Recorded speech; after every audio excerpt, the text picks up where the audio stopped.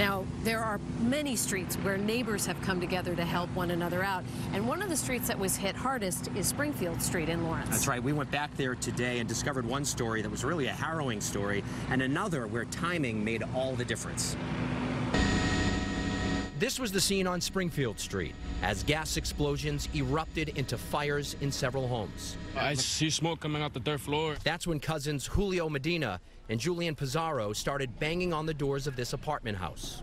Nobody was opening up, so I just decided, to just knock the doors down because there's a fire going on. They kicked in the doors and headed inside through the thick smoke. Julio found a young boy on the second floor. He says he was about 9 or 10 years old. I told him to run out the back. I closed the door immediately because the flames were coming out through the living room. So the fire didn't have to spread, that's why I closed the door. Both young men were hurt in their effort and went to the hospital. Julio injured his knee, and Julian suffered smoke inhalation. I feel okay. It's just a lot of chest pain from all that running and heavy breathing. Meanwhile, Julian's mother was dealing with a smaller fire in her basement just down the street.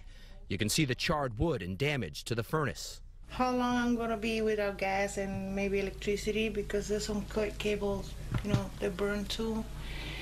And really scary. She knows it could have been a lot worse. Since firefighters were already on the street, they put this one out quickly. It's a miracle that they were already here. When do you think you'll be able to move back in? Have no idea.